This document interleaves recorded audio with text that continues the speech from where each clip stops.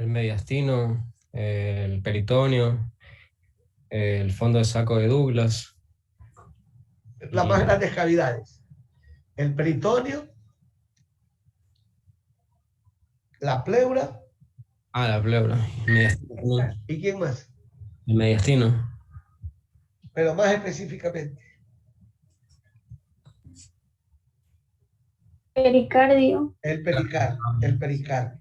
Por eso es que pudiera ser de que esos pacientes con gran volumen hidrosalino, las tres cavidades virtuales se conviertan en cavidades congestivas y tienen ascitis, derrame pleural y derrame pericárdico. Esto último, una gran emergencia que así mismo hay que dializar de emergencia.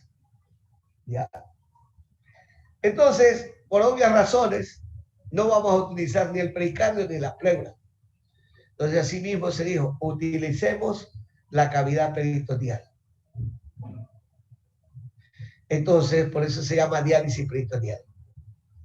Y la cavidad virtual peritoneal, en el momento en que tú le introduces en la cavidad abdominal un volumen de líquido extra, que es más o menos, que bueno, es la cantidad, 2 litros de una solución hipertónica, les pregunto, ¿qué papel cumple una solución hipertónica? Introduciéndose en la cavidad abdominal. Recuerden que lo que nosotros damos es líquidos corporales. Esa es la nefrología. La cavidad peritoneal, ¿qué compartimento viene a ser?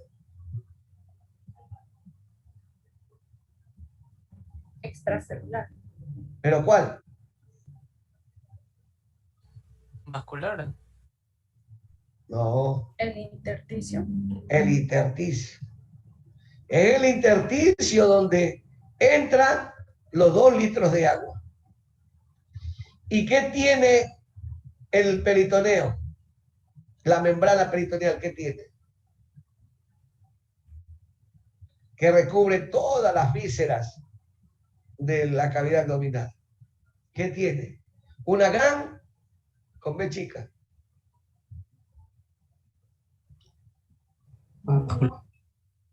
Una gran vascularización. Porque, jovencito, ¿de dónde se extraen las toxinas? ¿De dónde se extraen las toxinas? Del vascular. Por eso es que les he dicho, todo entra por la boca, va al tracto gastrointestinal, de ahí se hace la reabsorción gastrointestinal y luego al vascular, y del vascular se distribuye. Entonces, esos médicos idearon que infundiendo una solución hipertónica en la cavidad abdominal de 2 litros, en este caso suero glucosado, pero con una enorme hipertonicidad. Imagínate 50 gramos por litro, a 40 gramos por litro, o 25 gramos por litro, o 10 gramos por litro. Imagínate la terrible hipertonicidad. O sea, 10 gramos por 100 cc en un litro, 1000 gramos. ¿Se ve? Y si es 2.5, 2500. Y si es 4000 gramos. Una super hipertonicidad. ¿Cuál es el propósito de infundir una solución hipertónica en el intersticio o cavidad peritoneal? Siendo efectivamente la membrana peritoneal ricamente vascularizada, ¿qué va a pasar?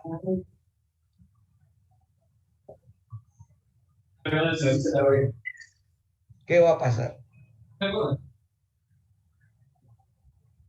Va a ejercerse una gran presión osmótica. Y el agua se va a mover de un sitio, ¿verdad?, de menor concentración a un sitio de mayor concentración de solutos. ¿Dónde hay una mayor concentración de solutos? ¿En el vascular o en la cavidad peritoneal que tiene un líquido hipertónico enorme? En la cavidad peritoneal. En la cavidad peritoneal. ¿Sí ven?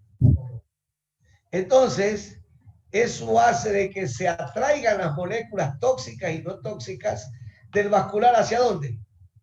Hacia el intersticio. En este caso, la cavidad peritoneal. Y luego de un tiempo, ¿qué pasa respecto al agua entre dos compartimentos desde el punto de vista biofísico? C con E. Se equilibra. Se equilibra. Es decir, hasta ahí llegó el proceso osmótico. ¿Sí ven? Hasta ahí llegó el proceso osmótico. Por eso es que una diálisis peritoneal, lo mínimo que debe durar son 40 minutos a 3-4 horas. O sea, tú no le puedes dejar todo el día la misma solución. Entonces, por eso es que se hacen 4 veces al día. En la mañana, al mediodía, en la tarde y en la noche. Y con esa sí duerme. Pero ya después de 4 o 6 horas de estar durmiendo, ya se equilibró. Se da el equilibrio osmótico. Se da el equilibrio osmótico, que ya lo vamos a ver cuando hablemos del mecanismo de contracorriente. Multiplicación de contracorriente. Muy bien. Entonces, quería aprovechar, porque así son mis clases, se presentan oportunidades médicas y ahí yo les hablo. Entonces, ahorita hemos hablado rápidamente de las 2 terapias sustitutivas de la función renal, que es la hemodiálisis y la diálisis peritoneal. Ok, ¿dónde nos quedamos? El calcio.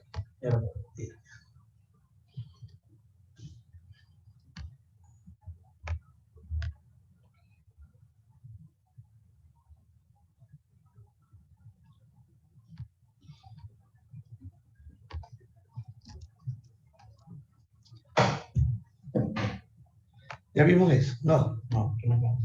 Muy bien. A ver. Les pregunto. ¿Quién de ustedes padece de cálculos renales? Ya les pregunté eso, ¿no? Sí, puede ser claro. Ah, ya, listo. Ok, listo. Ya, no, ya les pregunté, dice ya. Mi asistente dice que ya usted ya sabe. Muy bien.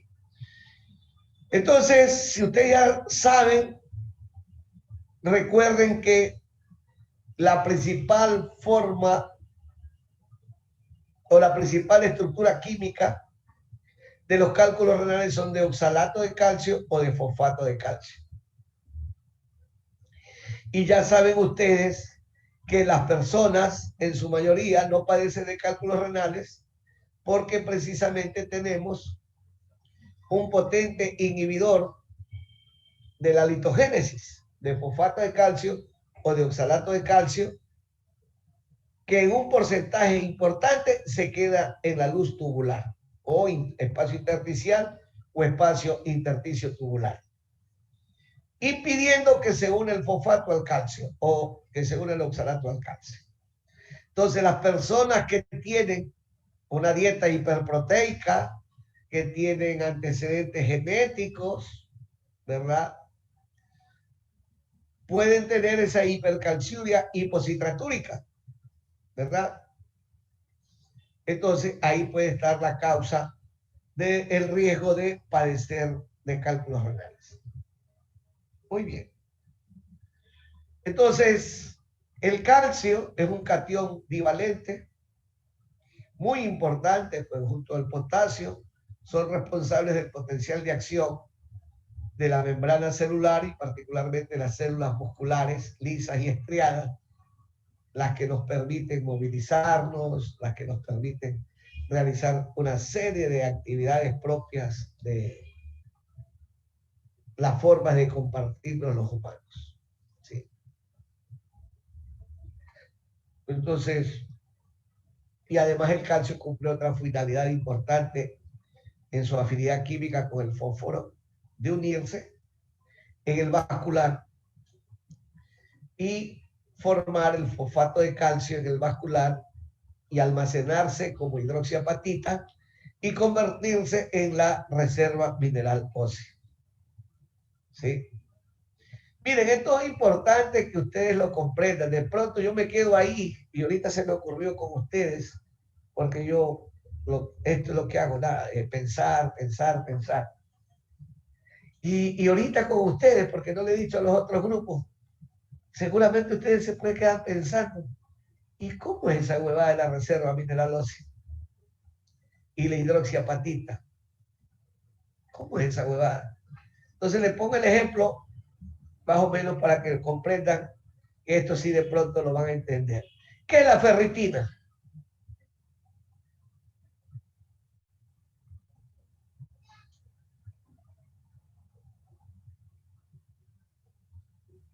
Es donde se almacena el hierro. ¿Qué es la ferritina? Una proteína que hace que se almacene el hierro. No le oigo, pero está bien lo que me dice. Vuelvo a repetirlo, no le oigo. Una proteína que es intracelular que hace posible que se almacene el hierro. ¿Sí ves? ¿Te das cuenta?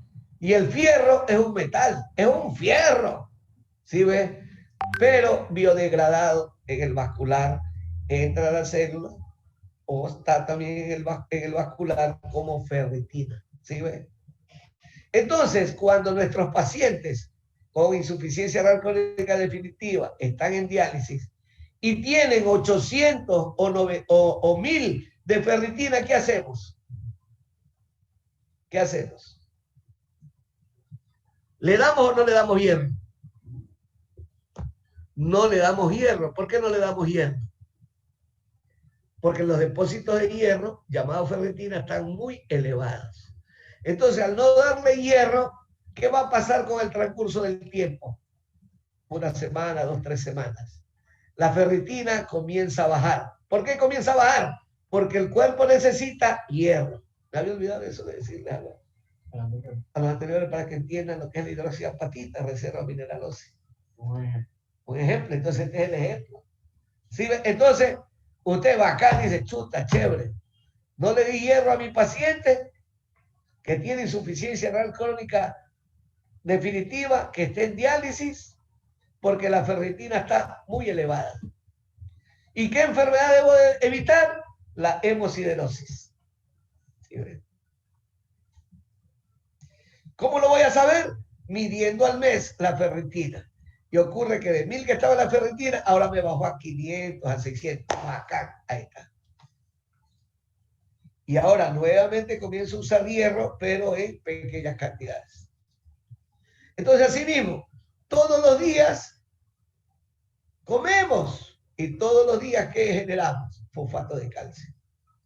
Y todos los días que tenemos reserva mineral ósea, llamada hidroxiapatita, porque la regeneración celular está siempre presente.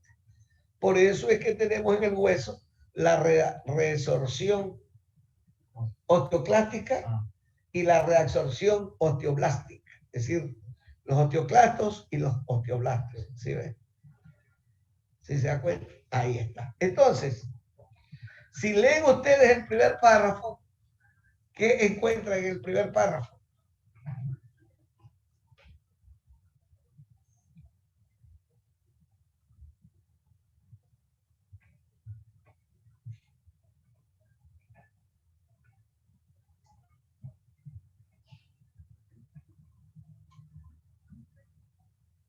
¿Qué encuentran en el primer párrafo? Muy bien. Muy bien. Ya leyeron el primer párrafo. ¿Qué encuentran? Parece que no encuentran nada, pero yo ahorita les voy a poner el ejemplo y me van a responder porque ahí sí me van a poder responder. Si ustedes leen el primer párrafo, yo pongo el siguiente ejemplo. Llega un paciente donde ustedes con un valor de calcio de 7 miligramos por decilitro y también tiene un valor de albúmina de 2 gramos por litro. ¿Qué tiene el paciente? Una falsa hipocalcemia. ¿Tiene qué? O sea, no tiene una hipocalcemia como tal. ¿Y qué más? Porque tiene también hipoalbuminemia. Pero como ahí pone que el 40% va a estar unido a la albúmina, al disminuir albúmina también disminuye lo que es calcio. ¿Y qué hace ahí usted? Corregir la albúmina. ¿Cómo la corrige? Administrando albúmina. ¿Cómo? ¿Cómo la corrige usted? No. Sí, Muy bien. Entonces, los científicos midieron y se dieron cuenta que por cada gramo de albúmina que se pierde, se libera al vascular, libremente se libera 0,8 miligramos por decilitro. Entonces, si tiene 4 de albúmina, pero el paciente tiene 2, entonces usted hace una resta, 40 menos 2, 2. 2 multiplicado por 0,8, que es la constante, que es lo que se conoce, que es lo que queda libre de calcio por cada gramo de albúmina que se ha perdido. Entonces, el paciente, ¿cuánto realmente tiene de calcio? 7 más 1,6 tiene 8,6 miligramos. ¿Sí ven? Entonces, cuando usted pida calcio y le den calcio plasmático, ¿qué tiene que pedir? Albúmina, proteínas, albúmina. Porque pudiera ser que tenga hipocalcemia y usted crea que tenga hipocalcemia y tiene que corregir esa hipocalcemia. Y realmente no tiene hipocalcemia. ¿Por qué razón? ¿Sí saben por qué razón no tiene hipocalcemia? Porque tiene un órgano que es preciso, igual que ¿quién? El reloj suizo. Exactamente, que da con exactitud la hora. Entonces, este órgano llamado riñón actúa coordinadamente con otros órganos, aparatos y sistemas para mantener el equilibrio, la homeostasis en rangos muy estrechos de el valor del agua y una serie de solutos que tenemos en nuestro cuerpo. ¿Qué es lo que yo le trato de decir entonces? Que con pequeños cambios del valor del calcio, ¿qué se está secretando inmediatamente al vascular? Para tu hormona. Tu hormona. ¿Sí se da cuenta? ¿Vio? ¿Sí ve? Así es. ¿Y el riñón qué está formando? Calcitriol.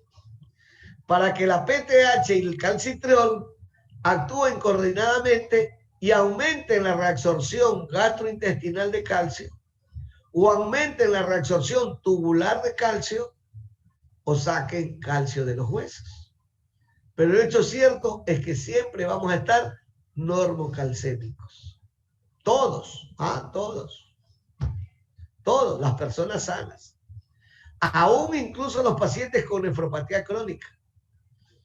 Excepto de que cuando se presente la hipocalcemia real, usted no haga la corrección de ese calcio. Muy bien. Entonces, ¿cuál es el calcio sobre el que actúa la hormona PTH? Sobre el calcio iónico. Porque el calcio plasmático, porque como un porcentaje del calcio plasmático está a la albúmina, está unido a la albúmina, ¿qué pasa con ese calcio? No pasa al espacio intersticial, al espacio de Bowman, se queda en el vascular. ¿Sí ven? 80-85% de ese calcio filtrado se reabsorbe en el túbulo proximal y en el asa de Henle medular. Y la reabsorción pasiva de calcio en la porción ascendente gruesa de Henle y en el túbulo proximal tiene lugar a través de la vía paracelular donde se encuentra una proteína llamada claudina 16. Ya.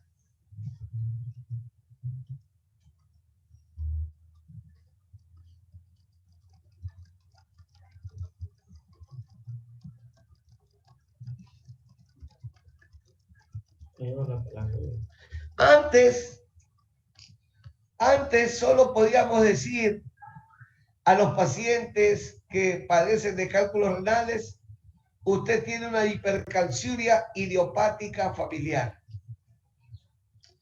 Ahora nosotros podemos decir, usted tiene una hipercalciuria hipositratúrica. Sí, ahí déjala. O podemos decir, usted tiene una hipercalciuria normocitratúrica. Y su problema es genético. O está el problema en la claudina 2 o está el problema en la claudina 16. Que son proteínas de membrana. Estoy casi seguro que la ciencia, los laboratorios farmacéuticos que andan buscando siempre, investigan, grandes millones de dólares se destinan para la investigación. Fíjese usted que gracias a la investigación científica, en pocos meses se logró producir las vacunas contra el COVID-19. Entonces estoy casi seguro que algún laboratorio de estos enormes industrias están buscando afanosamente ¿qué? Una molécula sintética que actúe en reemplazo de la claudina 2 o de la claudina 16 para evitar la formación de cálculos renales y todo lo que esto implica en un paciente productor de cálculos renales. Hasta ahí lo que les puedo decir respecto a conocer esto. Entonces, yo no sé quién de ustedes padece de cálculos renales, no me recuerdo la clase pasada, pero por ejemplo, hacerse un magnesio en sangre, no comiendo alimentos ricos en magnesio, 24 a 48 horas, podemos evidenciar con el examen de sangre si tiene hipomagnesemia. Y si tiene hipomagnesemia y tiene hipercalciuria normocitratúrica, definitivamente tenemos el diagnóstico. Hipomagnesemia hipercalciúrica familiar. Un problema genético en la claudina 16. Doctor, una pregunta. Doctor. Sí, lo que había manifestado de la hipercalciuria con hipercalciuria y hiposcitraturia, en este caso vamos a dar lo que es el citrato de potasio, pero, o sea, ¿esto en qué tiempo sería? Una vez que tengas el diagnóstico, pues el examen de orina de 24 horas. Sí, pero ¿y la administración de esto en qué tiempo sería? Inmediatamente, pues, y de por vida hasta que te mueras. Ya. No es que tienes un problema genético. Es decir, no produce suficiente citrato para que quede en la luz tubular un 10 o 35%. ¿Sí? Entonces vas a requerir siempre de citrato, salvo que tengas una dieta normoproteica tirada hacia hipoproteica y menos citrato se reabsorba. Pero eso tú lo vas midiendo conforme el paciente vaya tomando la decisión de hacerse el examen. Cuestión que no es fácil que ocurra eso de rutina. Ya. ¿Sí? ¿Qué más? Vamos. Muy bien, entonces estas son las claudinas que se han descubierto. Y aquí están las dos vías de reabsorción, la vía transcelular y la vía paracelular, que es la más importante como se reabsorbe el calcio, gracias a la claudina 2. Pero esta vía, la vía transcelular o intracelular, es muy importante. ¿Por qué razón? Es de la luz tubular o espacio intersticio tubular, intracelular y vascular. Acá. Si decimos que la génesis de los cálculos renales a predominio de calcio, fosfato de calcio o oxalato de calcio, decimos que la génesis de los cálculos renales de calcio es la hipercalciuria, entonces es mandatorio, obligatorio, ahí sí, que ese paciente tenga una dieta pobre en sal, dieta hiposódica. ¿Para qué va a tener una dieta hiposódica? Para que en el túbulo proximal aumente la reabsorción proximal de sodio. ¿Y para qué va a aumentar la reabsorción proximal de sodio? Porque químicamente se conoce de años, de siglos, los químicos, que el calcio es un catión divalente pasivo que sigue la reabsorción del sodio. ¿Sí ve? Pasivamente. Entonces va a entrar por la membrana luminal el calcio. Hay canales de calcio, ¿sí ve? Aquí está, canales de calcio. Entonces, como el problema es la hipercalciuria, entonces va a entrar el calcio. Y va a haber entonces menor cantidad de calcio en la luz tubular para que se evite la formación de cálculos renales. ¿Sí ven? Y si esa medida es insuficiente, ¿no? Bien, eso no más. La otra es la claudía 19, 16 y 14 que cierra al ingreso del calcio. ¿Sí ve?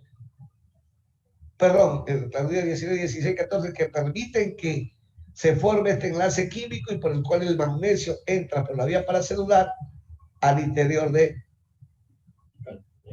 la luz tubular, perdón, de la luz de los vasos sanguíneos capilares peritubulares, la vía paracelular. Luz tubular o intersticio tubular, intracelular, nuevamente intersticio y ahora sí vasos sanguíneos capilares peritubulares. Entonces, esta proteína 19, 16, 14 es la que permite captar al calcio, al magnesio y al calcio. Entonces, si no hay esta captación de estas proteínas, el magnesio se va a quedar por acá, se va a quedar en la luz tubular y se va a perder el magnesio. Va a haber una hipermagnesiuria. Por eso hay que pedir también magnesio en orina, pero si te lo haces en sangre, como la cantidad de magnesio es pequeña que tenemos en el cuerpo, entonces, ¿qué va a haber? Hipomagnesemia. Entonces es más rápido hacer un examen de sangre y si se hace la orina 24 horas, también hace magnesio en orina 24 horas, le sale hipomagnesemia. O normomagnesemia también. Ya descartó.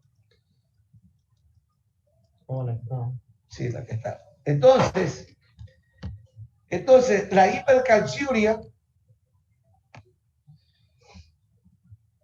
es importante que la controlemos, la frenemos.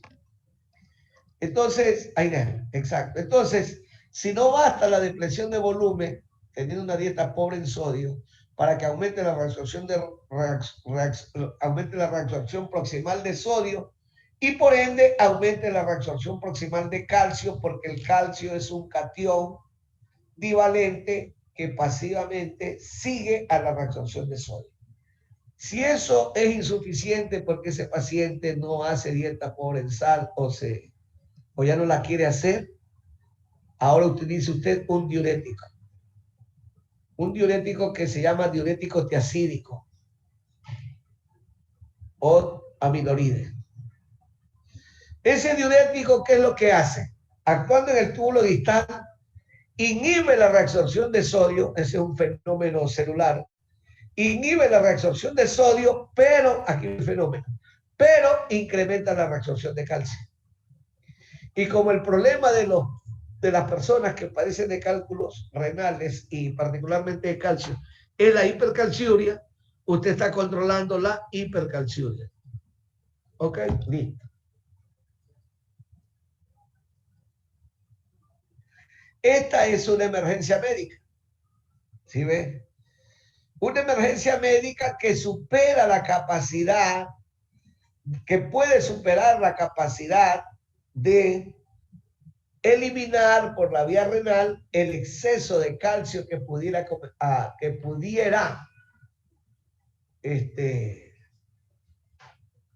producirse en el vascular.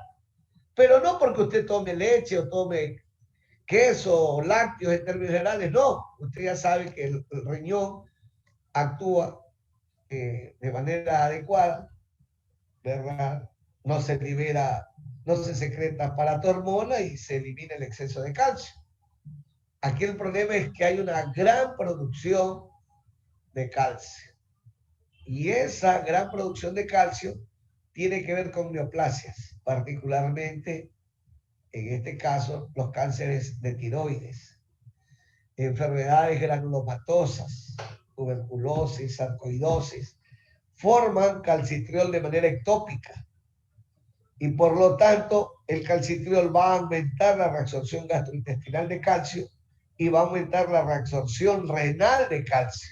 Entonces va a tener o en el vascular, entonces va a tener usted una gran cantidad de calcio, 14, 15, 16, 17 miligramos por decilitro de calcio plasmático, una enorme cantidad.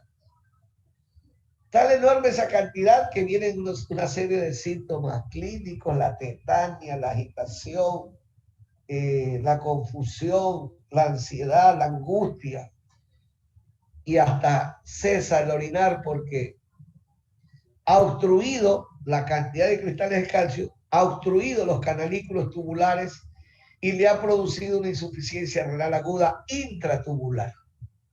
¿Sí ven? La entrada. Entonces usted está ante una emergencia. ¿Cómo resuelve esa emergencia? Aquí está. 2, 3, 4, 5 litros de cloruro de sodio. Para que no entre el calcio al interior de las células tubulares. Y a su vez, utiliza un diurético de asa que inhibe la reabsorción, furosemida, una ampolla cada 8 horas, que inhibe la reabsorción de sodio y de esa manera produce un gran volumen de agua y de sodio en el que va el calcio y se lo elimina por la orina. Entonces, la hipercalcemia va a ser corregida aumentando la excreción renal de calcio. Así trata usted una hipercalcemia. No tiene otra forma de tratarla. Y es una emergencia que le puede costar la vida del paciente.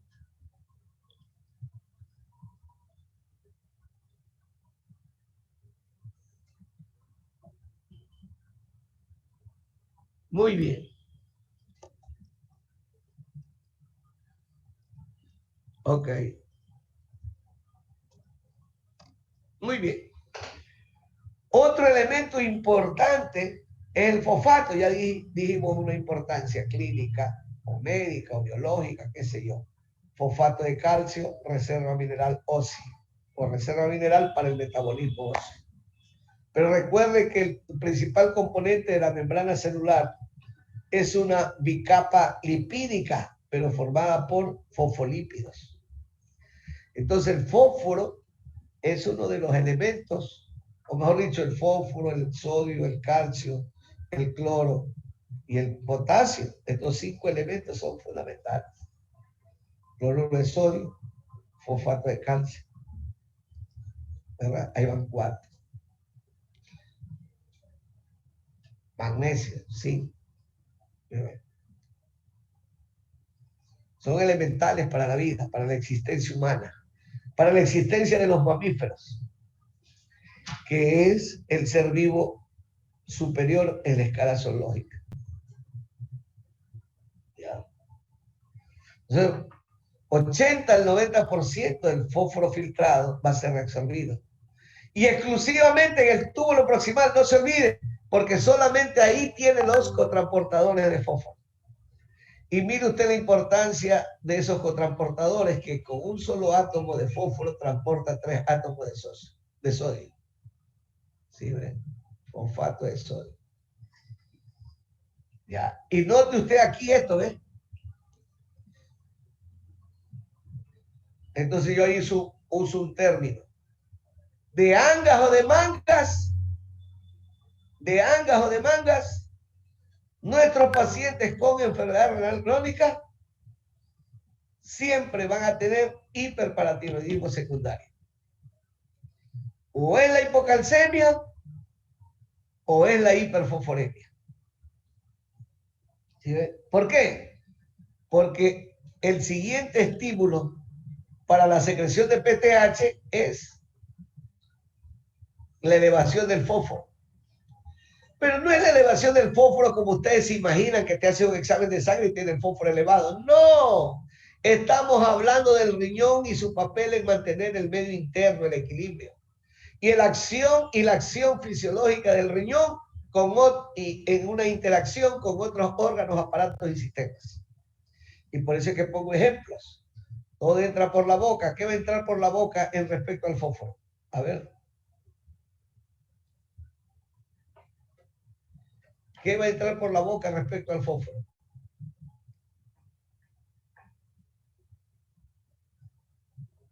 Los alimentos que contienen fósforo, ¿no? ¿Cuál, pues, mi amor? Como Pescado, huevos, ajá. las lentejas. ¿Cuál, pues? La sardina, el atún. El pescado. El pescado, el atún, la sardina, ¿verdad? El ácido fosfórico, las colas negras, y le encantan las colas negras. Y ya van a ver por qué ustedes, después de 20 años, unos van a estar pelados y las mujeres van a estar bien gordas y envejecientes. Bueno, aquí está la razón. Ya la voy a explicar. Entonces, el tener una dieta en pescado, el tener una dieta en mariscos, no pasa nada, porque tenemos un excelente sistema de funcionamiento, una interacción del riñón con la PTH que actúan para que solo se reabsorba lo que debe de reabsorberse de fósforo. ¿Sí ve? Solo debe reabsorberse de fósforo. Entonces pudiera ser que ese paciente con cálculos renales que tenga una hiperfosfaturia. Entonces, si tiene su gran cantidad de fósforo en la orina 24 horas, ahí podría estar la causa. Sus cálculos son de fosfato de calcio. ¿Sí ven? Entonces, esa es la importancia. Entonces, nosotros no nos pasa nada a las personas sanas. ¿Por qué? Porque la PTH y el riñón juegan un papel importante en reabsorber lo que se tenga que reabsorber de fósforo para mantener la actividad celular. ¿Sí? Lo que vamos a tener, aquellos que tienen una dieta hiperproteica o una dieta rica en fósforo, van a tener una permanente hiperfosfaturia. Y aquí viene el problema que le estaba diciendo, que después de 20 años los hombres van a estar pelados, calvos, una calvicie, viejos. ¿Por qué? Porque han perdido lo que en la antigüedad se estaba buscando, la eterna juventud. Entonces hoy se atribuye que la famosa piedra filosofal está dentro de nosotros, que son las proteínas clot. ¿Sí ve? Mira. Mira. Envejecimiento prematuro. ¿Sí ve? ¿No quiere envejecer? Entonces proteja sus proteínas clot. Evite que se sobreexpresen por una dieta hiperproteica. Perdón, una dieta hiperfosforémica. ¿Sí ve? Porque usted sabe que la permanente expresión de la actividad celular, y expresión significa que las células en este caso secretan proteínas cloto permanentemente, terminarán agotándose. Habrá el famoso estrés oxidativo. Entonces ya se encontró esta proteína de transmembrana. ¿Sí ven? Que se expresa predominantemente en el riñón, en el túbulo proximal. ¿Sí ven? Y en el túbulo distal y en el túbulo colector. Glándula paratiroidea, plexo coroideo y también a nivel del endotelio vascular. ¿Sí ven? Inhibe la calcificación vascular. Los cardiólogos deben estar muy interesados en saber el cuánto de cloto produce las células endoteliales vasculares. ¿Sí? Los cardiomiocitos. Si es que producen eso, tiene que estarse investigando. El hecho cierto que para protegernos de la hiperfosfaremia, la PTH y el riñón expresa en las células tubulares la inhibición de la reabsorción de más fósforo e induce la fosfaturia. ¿Sí ve? Por eso mi expresión, el riñón es como un reloj suizo, preciso. Por eso le he dicho, cuide a ese ser vivo que lleva adentro. Pero usted necio y necia sigue buscando expresar ese hombre que llevan ciertas mujeres dentro, o esa mujer que ciertos hombres llevan dentro. Quieren esa expresión más que nada. Cuando tenemos que proteger principalmente a nuestras células, a este ser vivo que todos llevamos dentro, y evitar que esté sobreactivado, ¿sí? Sobreexpresado, para que las proteínas cloto nos duren el mayor tiempo posible de nuestra existencia y nos protejan de la enfermedad renal crónica, nos protejan de la vejez, ¿sí? Entonces nuestros pacientes con enfermedad renal crónica se ha evidenciado que tienen envejecimiento prematuro, apoptosis y progresión acelerada de la enfermedad renal crónica. Porque han perdido, ¿qué? Sus células tubulares, la posibilidad de expresar esta proteína de transmembrana de 130 kilodalton llamada cloto. ¿Que para qué nos sirve? Miren. Sí, ven. Disminuye la expresión de angiotensina 2, del estrés oxidativo celular y el factor de crecimiento fibroblasto 23.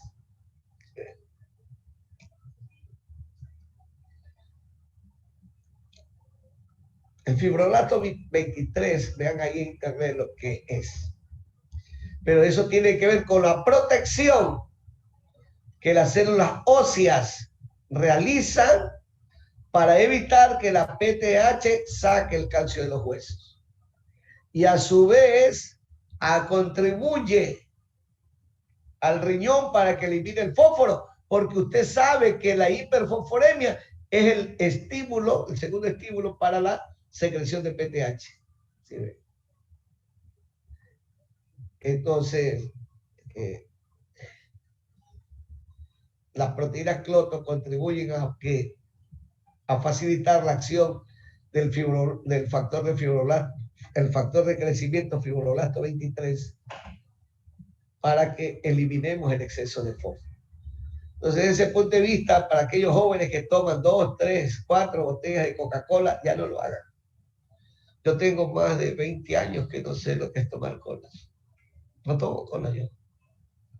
Nunca tomo cola.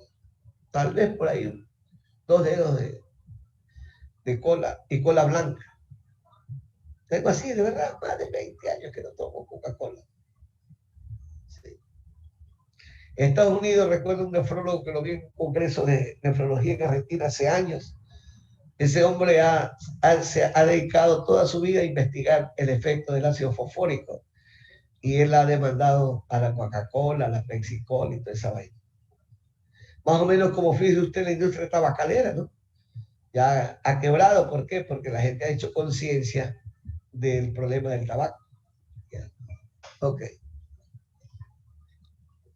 Inhibe la acción de la 1-alfa-hidroxilasa, que se encarga de la hidroxilación de la vitamina D3. O sea, convertir el hidroxivitamina D3 en hidroxivitamina D3. ¿Sí? Bueno, el exceso de ácido úrico lo eliminamos por la vía renal. ¿Sí ven? Y producimos ácido úrico endógenamente. 70% de la producción de ácido úrico es endógeno. El 30% está en los alimentos. El metabolismo de las purinas. ¿Sí ven? Más que nada los ácidos nucleicos, la lisis celular, produce ácido úrico. Como usted puede dar cuenta, mire, entra y sale el ácido úrico. ¿Sí ve? Entra y sale. ¿Sí ve? Entra y sale porque se requiere ácido úrico. Urato. Lo que yo le puedo decir respecto al ácido úrico es que se elimina por la vía renal a través del proceso de secreción tubular. ¿Sí ve?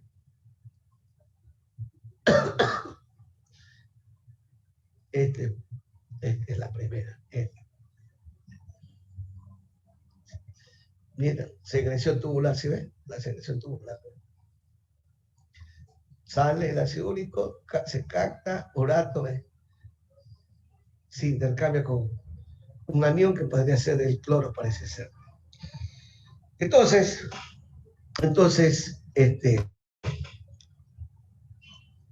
o con el grupo oxidrilo también.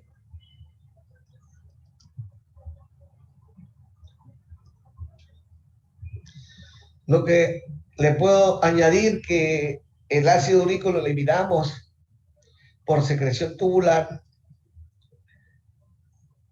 y debemos tener en cuenta lo siguiente. El valor normal es hasta 7 miligramos por decilitro, pero de 7 a 10 no es aparentemente patológico. Patológico es 10 o más de 10. O es la gota o es cáncer, neoplasias, que hay que investigar. Ya se demostró lo que estoy comentando y el ejemplo concreto de lo que estoy comentando es la hipovolemia que causan los diuréticos, particularmente de ácido. Una forma de controlar el diurético de ácido, los diuréticos tiacídicos, es pidiendo después de un tiempo del uso crónico de diuréticos, pidiendo después de un tiempo dos exámenes. Ácido úrico y potasio, el potasio. Si hay hipocalemia, suspenda el diurético. Si hay hipovolemia, de pronto disminuye la cantidad, disminuye la dosis de ácido úrico. Pero el hecho cierto es que el ácido úrico se reabsorbe igual que la urea en situaciones de hipovolemia y tiene que ver entonces con este hecho que les estoy comentando, el estado hipovolémico. Entonces, 8, 9 de ácido úrico no necesariamente significa hiperuricemia patológica, sino estados hipovolémicos. Y si tiene ese valor, pregúntenle al paciente si está tomando diuréticos o tuvo síndromes diarreicos agudos o fiebre o pérdida de sodio y de agua por ejercicios intensos, qué sé yo. ¿Sí? Recuerden también los cristales de ácido úrico y la posibilidad de formar cálculos de ácido úrico. Ok. Tenemos otro cotransportador orgánico en el túbulo proximal o un receptor. La palabra exacta es receptor, porque los aminoácidos filtrados requieren ser totalmente 100% reabsorbidos en la luz tubular proximal. Solamente ahí se encuentran los receptores orgánicos de aminoácidos. Pero a su vez, estos receptores orgánicos de aminoácidos, que es una especie de caballo de Troya, permite el cotransporte de sodio. Y el volumen extracelular o la volemia depende, a más del agua, de la cantidad de sodio adecuada en el vascular. Por esa razón es que inmediatamente en el túbulo proximal se reabsorbe la mayor cantidad de agua y de sodio, 60%. Y hay formas de cotransportar el sodio, porque el sodio, como es hidrosoluble, no tiene pues quien lo transporte, entonces se cotransporta con los transportadores orgánicos, aminoácidos, fosfato, glucosa, y también en un antitransportador que es la secreción de hidrogeniones, que es la forma de la eliminación de los hidrogeniones provenientes del metabolismo de las proteínas y que es a su vez la contribución del riñón para mantener el equilibrio ácido-base. Entonces, la eliminación de los hidrogeniones provenientes del metabolismo de las proteínas permite que entre el sodio. Sale un átomo de hidrógeno, entra un átomo de sodio. ¿Sí ven? Y eso es lo que se llama antitransportador sodio-hidrógeno. Que se incrementa esa forma si es que la hipovolemia persiste en el tiempo por la acción de la angiotensina 2, que ya vimos eso. El principal compensador fisiológico para mantener la tasa de filtrado la pelota. Entonces, conocer esto nos permite, y particularmente a los que se quieran dedicar a la pediatría, mire usted las enfermedades que se producen si es que hay una mutación genética y no puedan implantarse en la membrana luminal estos receptores de membrana o proteínas de membrana llamados aminoácidos. Y hay uno en particular que interesa nefrología porque produce los cálculos parecidos a lo que este man tiene en la frente.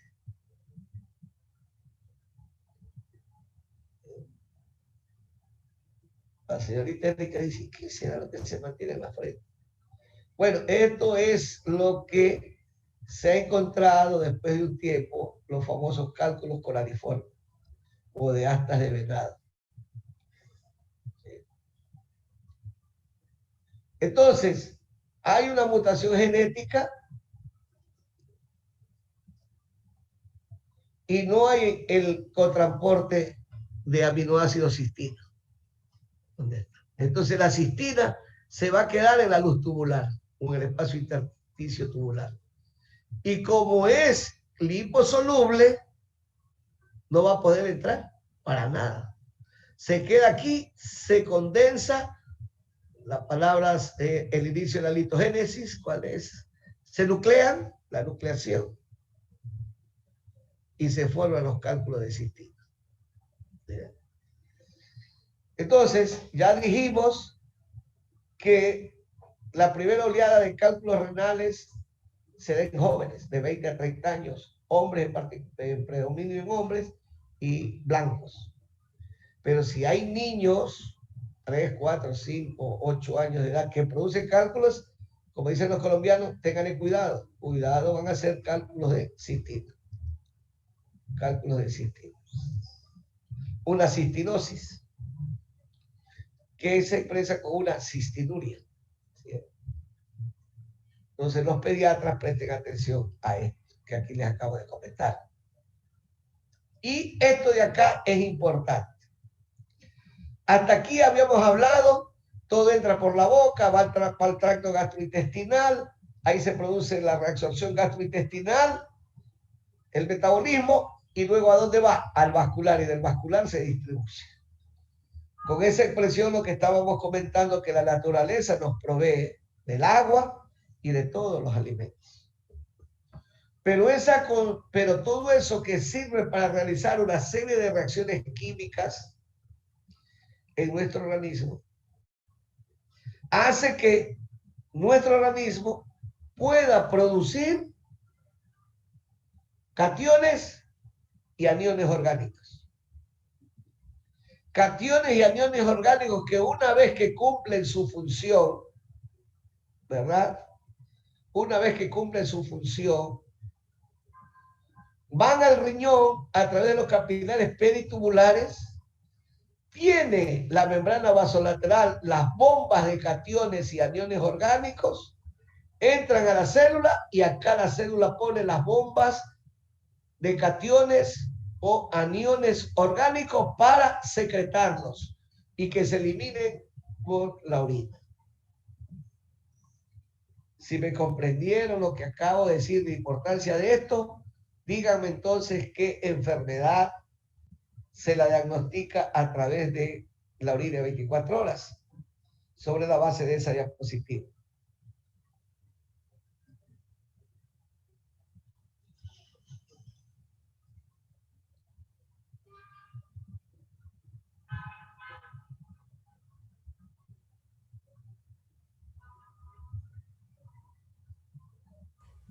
Feocromocitoma, doctora. ¿Por qué? Está bien la respuesta. ¿Por qué? Porque las catecolaminas, sus metabolitos se eliminan por secreción. Son cationes orgánicos que se secretan en forma activa, energía. Las bombas de cationes orgánicos en la membrana vasolateral y la bomba de cationes orgánicos en la membrana luminal para que sean secretados y eliminados por la orina. Entonces, ¿qué es un feocromocitoma? Un tumor de las células cromafiles de las suprarrenales, sobreproductores ¿de qué? De catecolaminas. Es lógico pensar entonces que nosotros tenemos ácido varilmandélico en orina 24 horas, pero normal. los pacientes con feocromocitoma o hipertensión arterial secundaria, ¿qué van a tener? Elevado el ácido vanil-mandélico. ¿Sí ven? Ok, está clarísimo, ¿eh? ¿Sí ves cómo pueden razonar? Con prontitud, listo. Pero ahora, díganme cuántos barcelonistas hay en el grupo.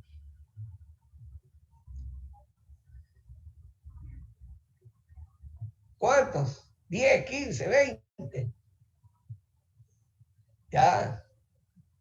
Ahí está ese cojudo, ese marihuanero que lo cogieron en roja. ¿Por qué? A ver. ¿Cuál fue a ese deportista, a ese futbolista que lo cogieron en roja y por qué lo cogieron en roja? Y de ahí en adelante lo llamaron el marihuanero Michael Arroyo. A ver, ¿por qué?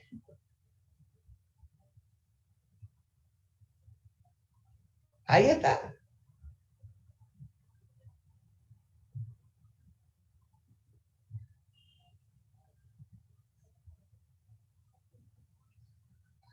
Hay una serie de fármacos y sustancias prohibidas parecidas a estos fármacos, como la morfina. ¿Cuál? La cocaína, la heroína, la marihuana. ¿Sí ve? Entonces, si usted quiere saber, eso me había olvidado decirles a ustedes como jóvenes, si su hermanito adolescente está tomando sustancias prohibidas sin que él se dé cuenta, cójanle un frasco de orina y manden al laboratorio a buscar ¿qué? Cocaína, heroína, ¿sí ve? Y ahí tienen la respuesta. Por eso es que les pido que vean ahora, en una semana, la inauguración de los Juegos Olímpicos y vamos a ver cuántos deportistas van a ser, ¿cómo se llama? Van a ser, sí, van a ser con la prueba de orina cuántos han usado sustancias prohibidas. ¿Sí ven? Entonces hay fármacos o sustancias prohibidas que se eliminan por la orina porque compiten por estos cationes, por estas bombas de cationes o aniones orgánicos. Compiten. ¿Sí saben lo que significa la palabra competencia? Es una palabra farmacológica que se usa en farmacología. ¿Alguien sabe? Puede que una sustancia esté compitiendo por un receptor. Así es. Entonces, la cocaína, la morfina, la heroína, la marihuana, sus metabolitos, ¿con quién compite para poder salir del organismo? Con el receptor ¿de qué? De los cationes orgánicos o aniones orgánicos. ¿Sí ven? Entonces, para desgracia de ese ser humano, ¿verdad? Se quedó, se quedó en el vascular. Se quedó en el vascular. ¿Sí ve? ¿Qué va a tener después de un tiempo? Hipertensión arterial. Y después de un tiempo, ¿qué va a tener? Enfermedad renal crónica. O, si es deportista, como puse el ejemplo, le van a encontrar restos de o trazas de estas sustancias prohibidas en la orina. ¿Sí ven?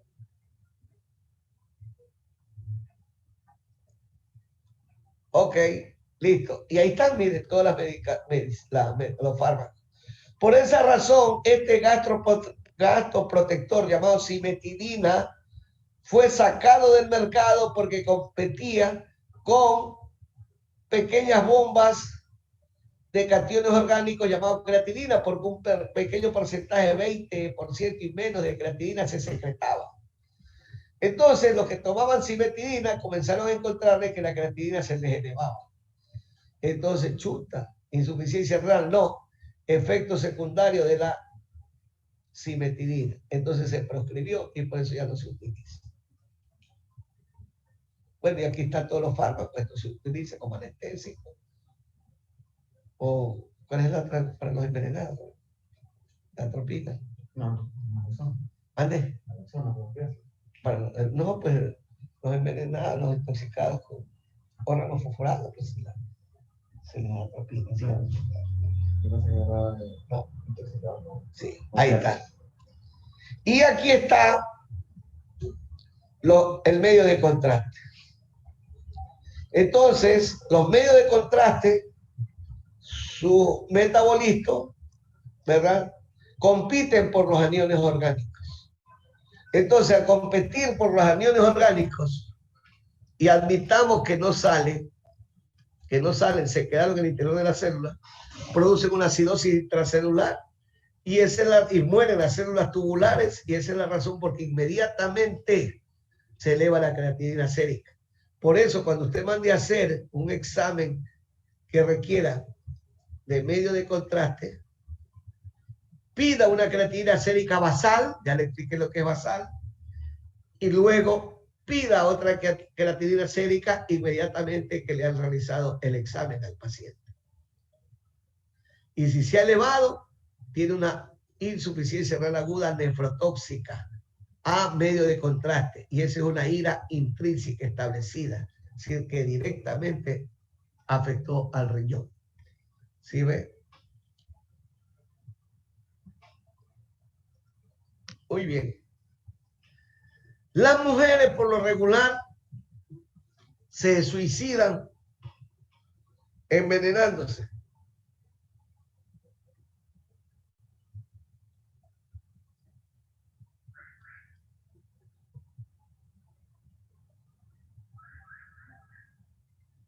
Envenenándose.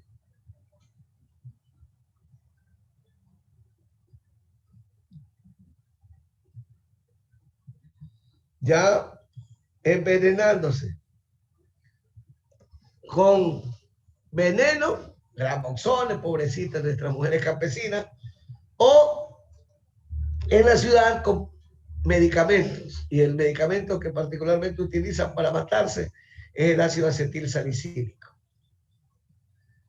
Entonces usted ya sabe que existe como ácido intacto, pero inmediatamente que entra al organismo se hace anión orgánico, ácido salicilato. Entonces necesitamos atraparlo en la luz tubular para que no vuelva a ingresar a las células y sea eliminado por la orina.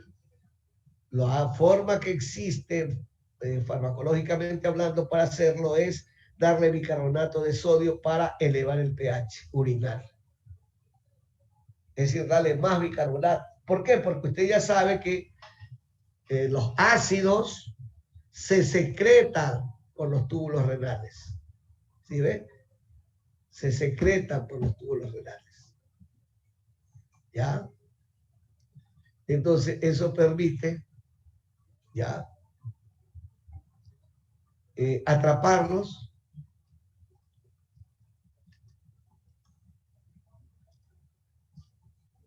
y evitar que vuelvan a retornar a la célula, porque hay lo que se llama la tasa máxima de reabsorción de bicarbonato y se eliminan por la orina. Entonces, el marcador es que usted va a ver un pH urinario de 7, de 8, entonces está actuando bien, y es cuestiones de minutos o de pocas horas, y le salvó la vida a esa pobre mujer que se suicidó con ácido acetil salicílico.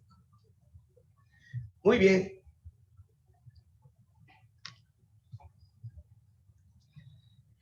El 60% del líquido ultrafiltrado se ha reabsorbido en el túbulo proximal, particularmente el agua, el sodio, el bicarbonato, el aminoácido, los aminoácidos, la glucosa, el fósforo o fosfato, porque se necesita retornar rápidamente al torrente circulatorio o al vascular una cantidad importante de volumen plasmático que tuvo que utilizarse para sacar del vascular las toxinas a través del proceso de filtrado glomerular. Entonces, esa es la razón por la que el organismo nuestro, a través de este excelente órgano llamado riñón, devuelve rápidamente la circulación sistémica, y es un entramado, ¿no? Arteriola aferente, capilares glomerulares, espacio de Bowman, cápsula de Bowman que rodea, células tubulares a los costados, y detrás de las células tubulares sigue la circulación sanguínea para captar el líquido reabsorbido. Entonces ahora el 30% del líquido ultrafiltrado, para completar un 90%, va a reabsorberse en lo que se llama la nefrona proximal, túbulo proximal y asa de Henle. Esta diapositiva de Burton-Ross me permite rápidamente decirles que el mamífero camello y el mamífero rata del desierto son los que tienen más asas de Henle largas. ¿Sí ven? Rama descendente delgada, rama ascendente delgada medular, rama ascendente gruesa medular y rama ascendente gruesa cortical. 4 segmentos. Un poco más del 60% de las asas de Henle largas existen en los mamíferos de rata, mamíferos rata y mamíferos camellos. La razón es que su hábitat carece de agua, el desierto. Vuelta que los humanos, nosotros tenemos solamente el segmento descendente de Henle, delgado, el segmento ascendente grueso medular de Henle y el segmento grueso cortical de Henle. 3 segmentos nada más. Entonces, hace que nosotros no tengamos una gran concentración de la orina que no es otra cosa que lograr la máxima reabsorción de agua, es decir, lograr el máximo ahorro endógeno de agua frente a la carencia de agua porque no tomamos. Tenemos potentes mecanismos neurohormonales que nos permiten mantener la volemia ahora respecto al agua. ¿Sí? Muy bien. Recuerden que yo les había dicho que el átomo cloro o elemento cloro se había quedado en la luz tubular y no había sido reabsorbido en la luz tubular proximal porque no hay cotransportadores de cloro. Había un pequeño anión, el formiato, producto de la amortiguación del ácido fórmico. Obvio que tenemos que tener una mínima cantidad de ácido fórmico, si no, ya estuviéramos muertos. Pero sí tenemos, ¿no?, una pequeñísima cantidad de ácido fórmico, transformado inmediatamente en el vascular en formiato. Entonces, para eliminar ese formiato, se intercambia con el cloro que ha sido filtrado. ¿Sí ve? Se secreta. Pero es una pequeña cantidad, y usted sabe que de cloro tenemos de 90 a 110 miliequivalentes por litro. Entonces, el cloro no fue reabsorbido en el túbulo proximal. Y aquí hay un hecho muy significativo que quiero comentarles, que es, asimismo, la gran actividad de ese ser vivo que lleva adentro, las células tubulares del asa de Henle. Porque usted ve aquí esta bomba, pero esta bomba no es de potasio, esta bomba no es de sodio, esta bomba es de cloro. ¿Y por qué se instala esta bomba de 2 cloro aquí? Gracias a la actividad celular. Y es la gran actividad celular de las células del asa de Henle, del segmento grueso ascendente cortical de Henle, que permite la instalación en la membrana luminal de esta bomba de 2 cloros para que permita la reabsorción de cloro. Pero a su vez se requiere de otro elemento que se llama potasio. Y a su vez el 2 cloro, el 2 cloro sirve de cotransporte del sodio. Entonces los científicos se dieron cuenta, ¿verdad?, que si no había la cantidad suficiente de cloro, no había la suficiente cantidad de cloro, no hay la suficiente cantidad de cloro, no va a entrar el sodio ni va a entrar el potasio. Por esa razón es que inmediatamente después de la rama ascendente gruesa de Henle, ¿qué tenemos?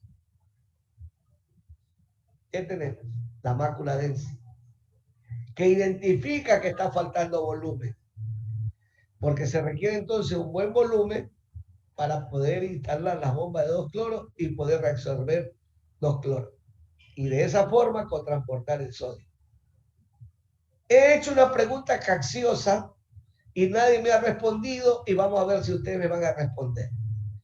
Entonces el potasio sirve para poder reabsorber 2 cloros y sodio. Porque si no hay suficiente potasio, tampoco se reabsorbe, aunque esté en la bomba de 2 cloros, no se reabsorbe el cloro. Y si no hay sodio, porque usted le puede dar volumen al paciente, pero le da dextrosa. Se da cuenta, mire, le da dextrosa. La dextrosa no tiene sodio. Entonces, sigue faltando líquido. ¿Sí ve? Y entonces, ahí está. Entonces necesita solución salina. ¿Sí ve? Mire usted la importancia. Pero usted no le puede dar potasio al paciente, pues el paciente se muere. Entonces, se dio cuenta la ciencia médica que se requería esto de potasio. Y si no hay potasio, no entra el sodio ni entra el cloro. Y si no hay cloro, no entra el potasio ni entra el sodio. Y si hay cloro y hay potasio, pero no hay sodio, no entra ni el cloro ni el potasio. Entonces eso es lo que se llama una reacción de estequiometría, que es una reacción química. Y se dieron cuenta los biólogos moleculares o científicos que el potasio, mira, entra y sale de la célula. Entra y sale de la célula. Y esto que entra y sale de la célula, le pusieron un nombre: reciclaje de potasio. O recirculación, podríamos decirle, de potasio, aunque no es vaso sanguíneo. Es luz tubular, intersticio tubular y compartimento intersticial y compartimento intracelular. ¿Ves? Pero el potasio entra y sale, entra y sale. ¿Cuál es la razón por la que tiene que haber esto siempre? En la célula hay este funcionamiento celular. Entra y sale potasio. ¿Cuál es la razón? Porque no hay suficiente potasio. No hay suficiente potasio. ¿Y por qué no hay suficiente potasio? A ver, estamos hablando acá del intersticio y de las células tubulares del segmento grueso ascendente G. ¿Por qué no hay suficiente potasio?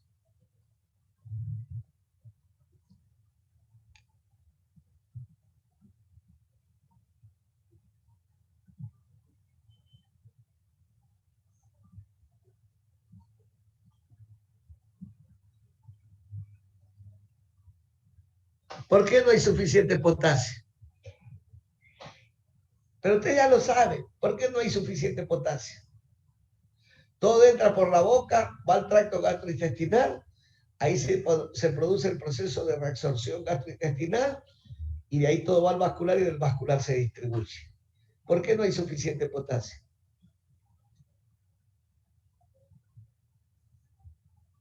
Y tiene que estarse redistribuyendo, recirculando. Esto se llama reciclaje de potasio. Nadie me ha respondido esta pregunta. Y por eso yo digo que ustedes les enseñan le han enseñado o han aprendido muy mecánicamente o muy automáticamente. Porque enseguida hago otra pregunta y ahí sí me responden. Es decir, son muy prácticos, ahí sí me responden y van a darse cuenta que me van a responder. ¿Cómo usted trata la hipercalemia?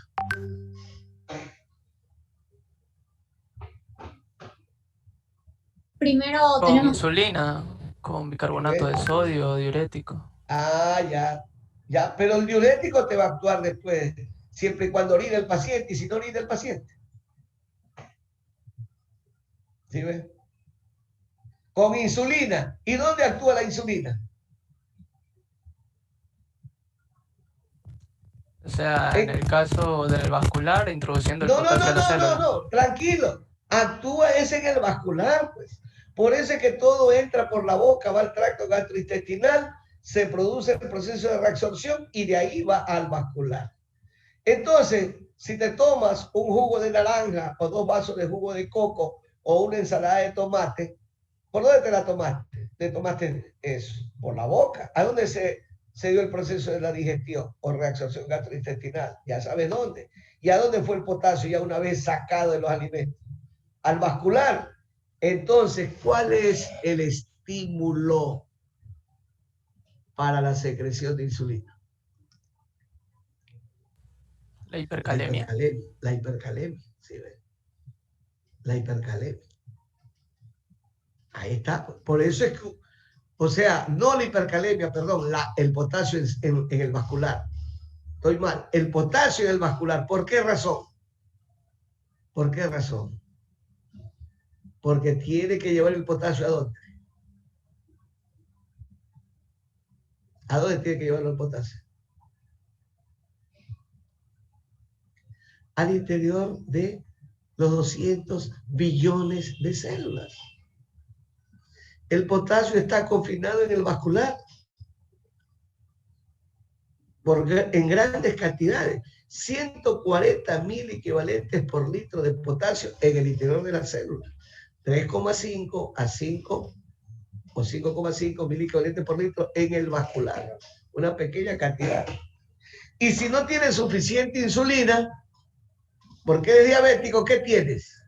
Los receptores beta-adrenérgicos. ¿Sí ven?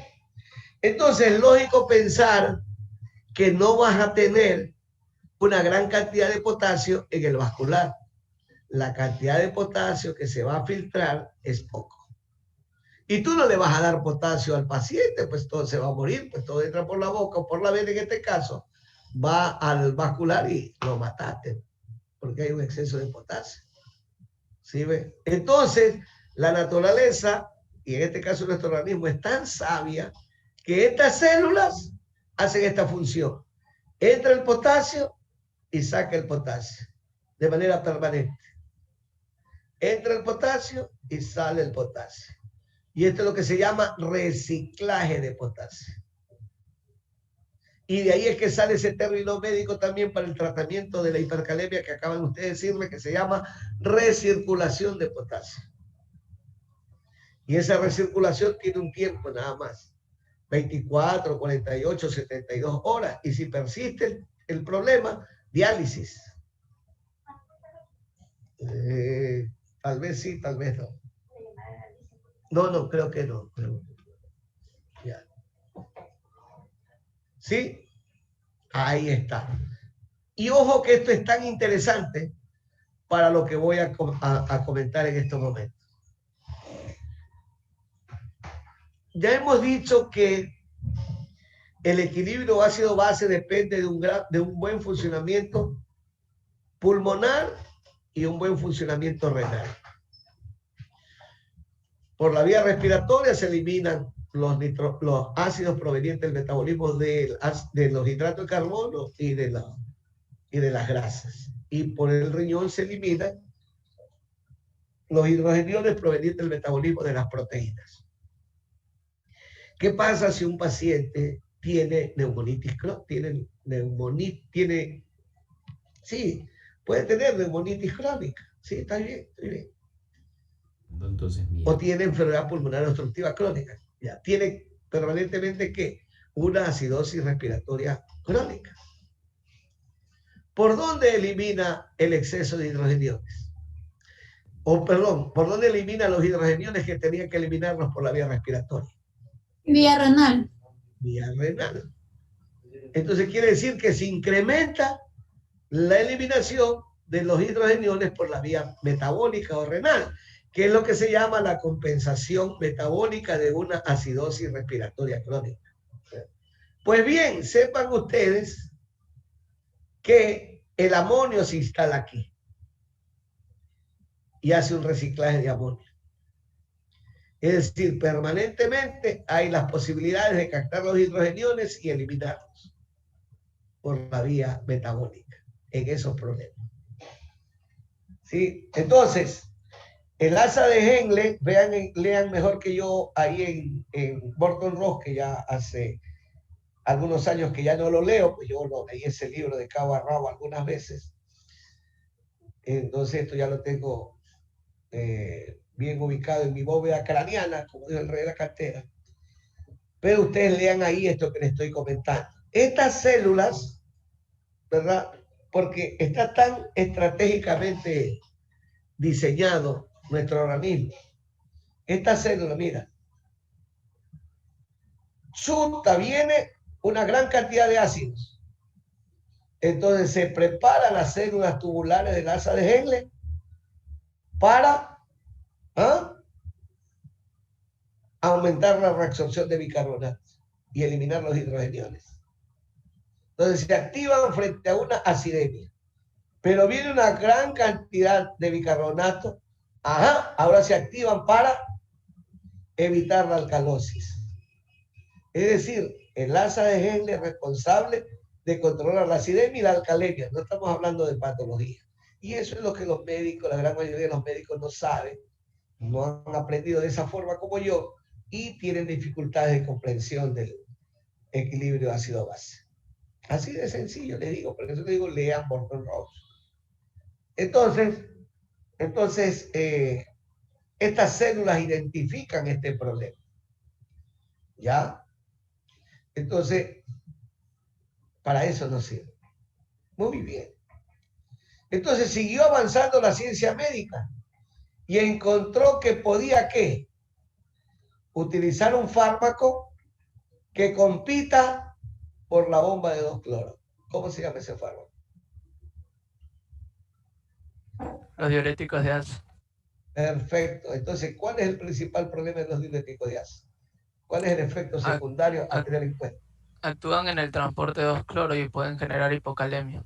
Exacto. Entonces, el gran problema es la hipocalemia que pueden ocasionar los diuréticos de asa, que deben de tener presente eso. ¿Sí ve? Entonces, basado en ese conocimiento, para los que les guste la pediatría, va esa madre de familia angustiada a la emergencia del hospital o a la consulta externa porque su niño tiene 2 años, 3 años y todavía no camina bien. Está aguadito, siempre está medio ahuevado, asténico, debilucho. Pero yo sí le doy de comer, doctor, y me come bastante. ¿Qué tienen que hacer ustedes? ¿Qué deberían de pedirle para sospechar qué?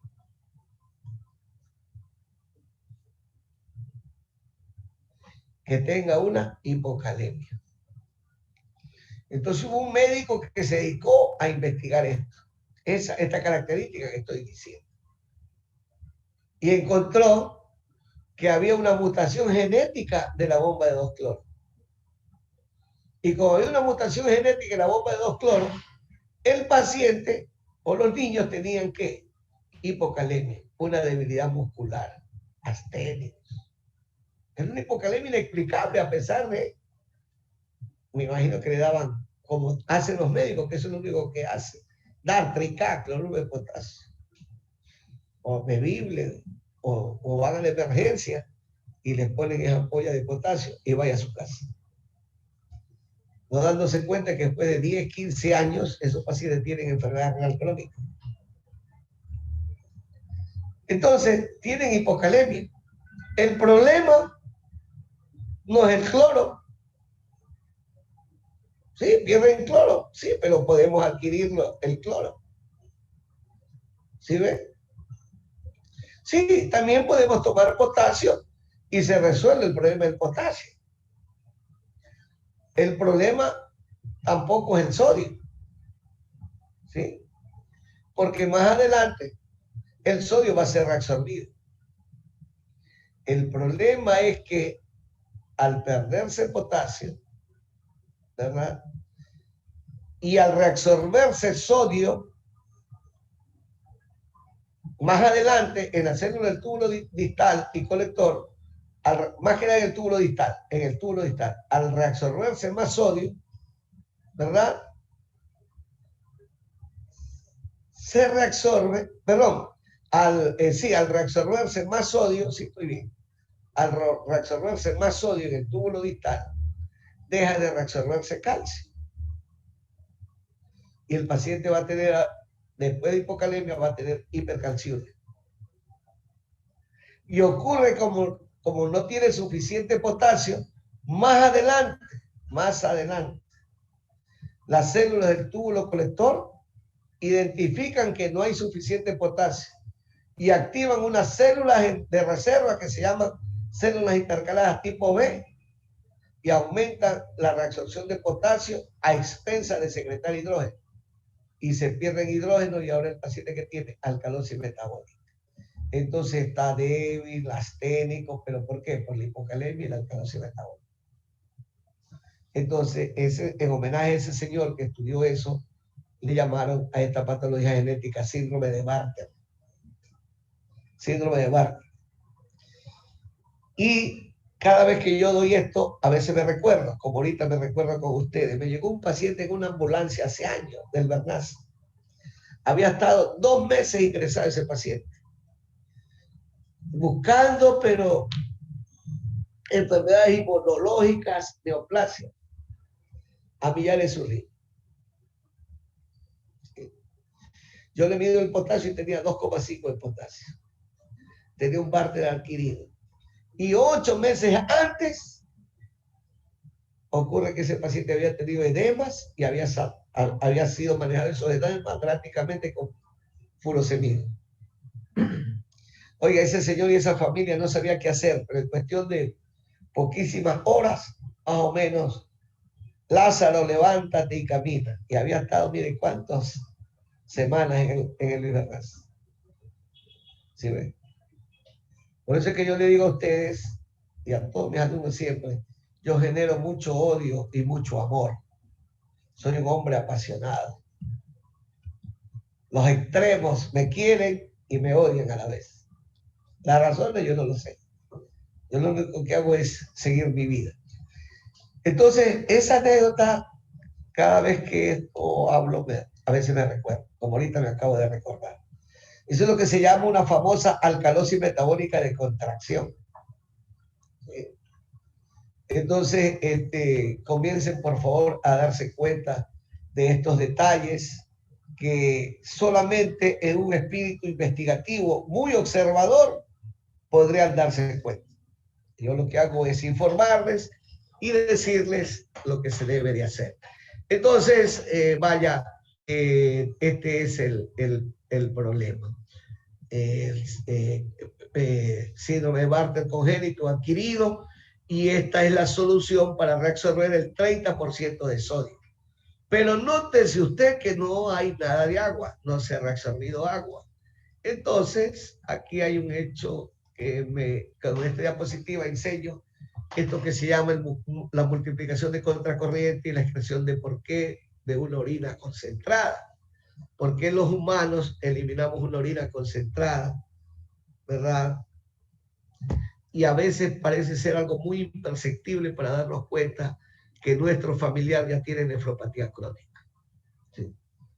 Entonces, cuando hablamos de concentración y dilución de la orina, ¿qué se nos viene a la mente?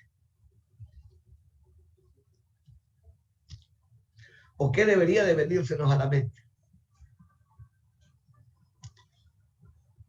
Si eliminamos una orina concentrada, quiere decir que estamos eliminando en una menor cantidad de agua los solutos. ¿Cómo se llama eso?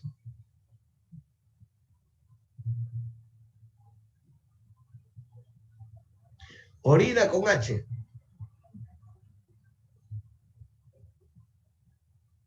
Hiperosmótica, ¿no? Orina hipertónica, así es. Si estamos eliminando una orina casi blanca en grandes cantidades, esa es una orina diluida, que significa que es una orina hipotónica. Los mamíferos podemos eliminar una orina concentrada y una orina hipotónica y una orina hipertónica. Lo correcto es siempre eliminar una orina hipertónica. ¿Por qué? Porque ya les dije y les vuelvo a repetir, la vida es agua y sal y tenemos un eficiente órgano llamado riñón, cuya función es reabsorber la mayor cantidad o reabsorber todo el agua o todo el sodio posible que requiere para mantener la volemia y mantener la tasa de filtrado glomerular y mantener la presión. Muy bien, entonces, si ya me dijeron la palabra que quería decir, que quería que me digan osmolaridad, ¿Qué tenemos aquí? El túbulo proximal, ¿verdad? Y el líquido que se ha ultrafiltrado, ¿qué es? Plasma. Y por lo tanto, si este líquido recién sale del plasma, ¿por qué utilizamos la palabra la reabsorción en el túbulo proximal es isoosmótica respecto al plasma?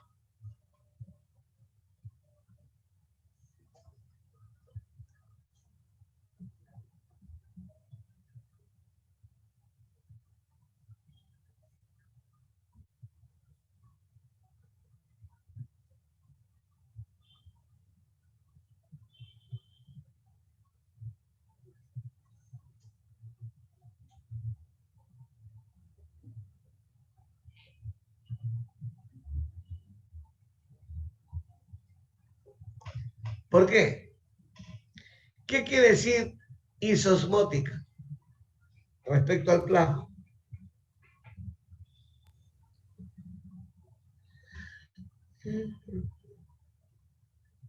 Su osmolaridad es igual. ¿Ya? ¿Y cuánto es la osmolaridad del plasma? 280. ¿Y por qué 280? Porque es 140 mil equivalentes de lo que era sodio y 140 mil equivalentes de potasio, sí. ¿Y por qué así? O sea, porque estos predominan en lo que es el extracelular, el uno, y el otro en el intracelular, ¿no? ¿Y por qué? ¿Y para qué? ¿Y por qué predomina? Porque... Para mantener el equilibrio de él. Para mantener el equilibrio de él. Para mantener el equilibrio del agua. Si el agua no, recuerden que la membrana celular es una membrana porosa. No es una membrana rígida, es una membrana semipermeable. ¿Sí? Y los vasos sanguíneos también tienen su pared semipermeable. Entonces, ¿por qué permanece 60% de agua en el intracelular? ¿Y por qué permanece 40% del agua en el extracelular, partiendo del 100% del agua corporal total? Entendiendo que el agua corporal total es el 60% de agua en los hombres y 50% en las mujeres. Eso lo hacemos 100%. ¿Y cómo se distribuye el agua? 40% en el extracelular y 60% en el intracelular. Pero el agua puede salir. ¿Qué es lo que detiene el agua que no salga ni del intra y del extra? O sea, del extra pase al intra y del intra no pase al extra. ¿Qué es lo que detiene? ¿Qué es lo que mantiene ese equilibrio hídrico? ¿Quién? La cantidad de solutos. Entonces, por esa razón, ¿cuál es el soluto predominante en el intracelular?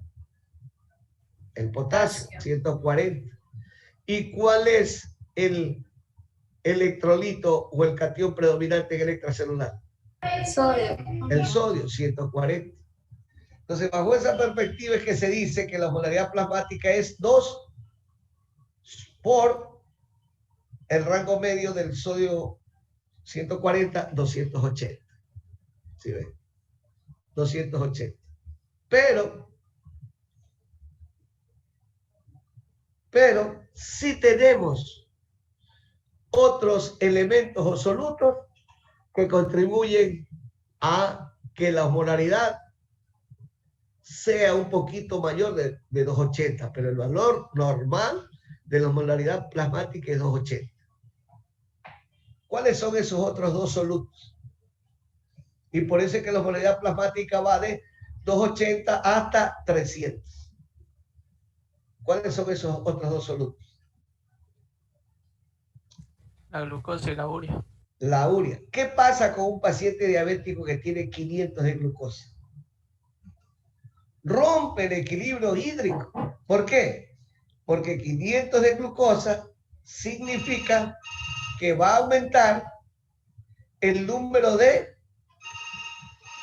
solutos de glucosa en el vascular, es decir, va a aumentar la osmolaridad. Pero ¿cómo saberlo? Si la glucosa es 500 miligramos por decilitro. ¿Y cómo se mide la osmolaridad? Osmolaridad, ¿cómo se mide? Se mide la cantidad de solutos disueltos en agua. La cantidad de solutos disueltos en agua. Entonces, fisiológicamente, ya sabemos que la osmolaridad plasmática es la cantidad de solutos disueltos en agua y que el principal soluto del extracelular es el sodio, 140. Y como hay que mantener el equilibrio hídrico entre el extracelular y el intracelular, entonces el potasio 140. 2 por 140, 280.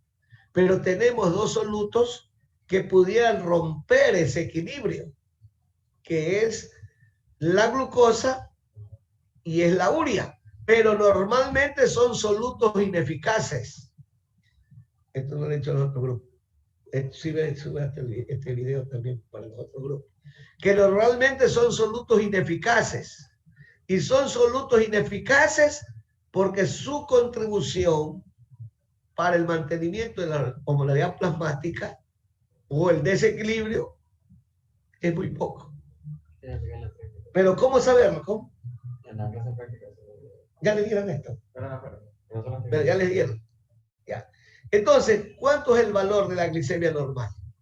100 miligramos por decilitro. Pero para llevarlo a litro tenemos que multiplicarlo por 10. Entonces, 100 por 10, 1000. ¿Y cuánto es el peso atómico de la glucosa? 180. Entonces, 1000 dividido para 180, reducen 0 y 0 en el numerador y denominador y queda 100 para 18. ¿Cuánto es 100 para 18? 5,5.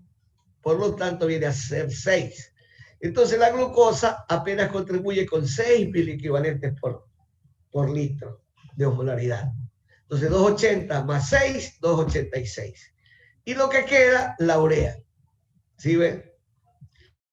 Pero, van a hacer rapidísimo un ejercicio. Pero, ¿qué pasaría si están ante un paciente diabético que tiene 600 de glucosa? ¿Cuánto es 600 de glucosa? ¿Cuánto es los 1000 equivalentes de 600 de los miliosmoles de glucosa?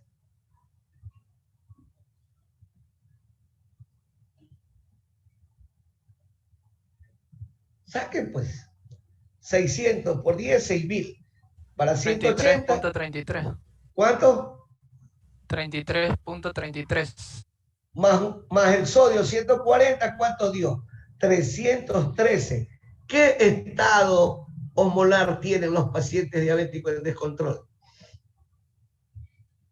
Un estado hiperosmolar. Es un estado hiperosmolar. ¿Sí ve? Entonces, como tienen ese estado hiperosmolar por la glucosa, ¿qué va a salir? Agua del interior de la célula. En grandes cantidades. Para tratar de mantener el equilibrio hídrico. Y consecuentemente al sodio lo van a diluir. Y por eso es que el paciente diabético va a tener hiponatremia, pero eso es lo que se llama pseudohiponatremia. Pero bueno, eso no es lo que le quería dar, sino que aprovecho para decirles que la reabsorción proximal de agua y solutos aquí es isosmótica respecto al plasma. Pero ¿por qué comienza a incrementarse el valor de la osmolaridad plasmática en la rama descendente de Henle hasta tener una máxima osmolaridad de 1200?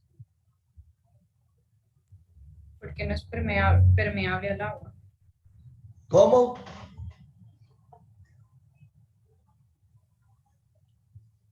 ¿Por qué razón?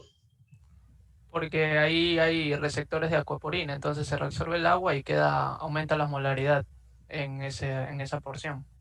Se concentra más. ¿Y por qué más? Porque todavía quedan, ¿qué? Solutos. Todavía falta reabsorberse bicarbonato, todavía falta reabsorberse sodio, todavía falta reabsorberse ¿qué más? Bicarbonato, sodio, cloro, potasio. Todavía falta reabsorberse. Entonces, a lo que tú dices que es correcto, que no hay cotransportadores de estas moléculas, de cloro, de bicarbonato, de sodio y de potasio. Entonces, el líquido tubular comienza a aumentar su osmolaridad, porque también aquí hay reabsorción de agua, porque todavía hay canales de acoplina 1. ¿Sí ven? Todavía hay canales de acoplina 1. Pero el hecho cierto también es que acá se reabsorbió una gran cantidad de agua, 60% de agua. ¿Sí ven? Es decir, no solamente es el hecho de los canales de acoplina 1, sino múltiples factores. Se reabsorbió 60% de agua en el túbulo proximal, todavía hay canales de acoplina 1, y lo principal, no hay receptores orgánicos para reabsorber sodio. ¿Sí ve? Para reabsorber, recuerda que tienes que eliminar el exceso de fósforo, fosfato. Recuerda que tienes que eliminar el exceso de calcio. Recuerda que tienes que eliminar, si es diabético, el exceso de glucosa. Entonces, esto se comienza a concentrar y adquiere su mayor concentración en la horquilla del asa Henle, que es horquilla del asa Henle, 1200 milosmoles por kilo de agua. Pero ¿por qué ahora, a lo que asciende el líquido tubular por el asa de Henle, comienza ahora a disminuir la osmolaridad?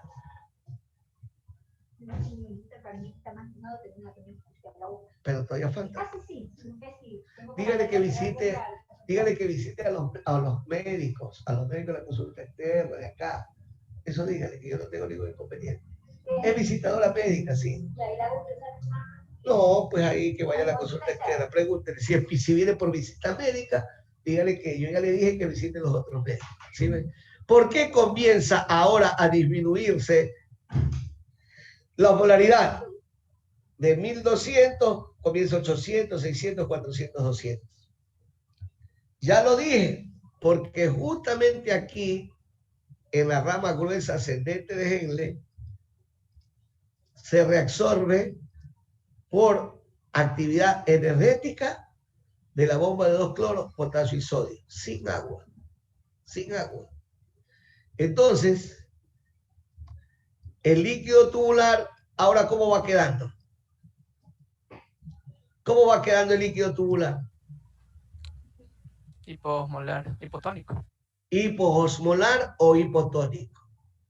¿Y por qué esa condición es importante de que fisiológicamente el líquido tubular quede hipotónico?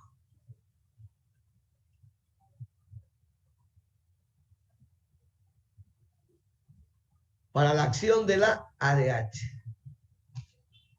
Y ocurre que ADH es el Alibaba o Correa y sus 40 ladrones. ¿Por qué razón? Porque es gracias a la ADH que abre en el túbulo colector. Los canales de acopolina 2. O sea que los canales de acopolina 2 son los canales dependientes ¿de quién? De la acción de la ADH. ¿Sí ve? ¿Y cuál es la condición fisiológica importante? Que el líquido tubular que va a ser reabsorbido sea hipotónico. Expresémoslo en una manera también que les permite a ustedes comprender de mejor manera. Si yo utilizo aquí diurético de asa, ¿qué genero como consecuencia del uso de diurético de asa? Que el líquido se vuelva ¿qué?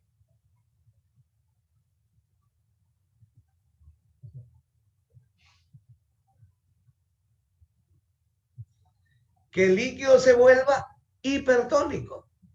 Y si se vuelve hipertónico, ya la ADH no actúa. Entonces se pierde grandes volúmenes de agua y de sodio. Esa es la explicación a las palabras que ustedes deben encontrar en los libros que dice, los diuréticos de asa controlan los edemas, aumentando la excreción renal de sodio y de agua. ¿Me hice entender? ¿Ah? ¿Me comprendieron? ¿Ah? ¿Sí o no? Ahí está clarísimo, no hay cómo perderse. Lo mismo le diríamos de la siguiente forma. ¿Qué pasa si el paciente es diabético y tiene 400 de glucosa? ¿Qué pasa con la glucosa aquí en la luz tubular?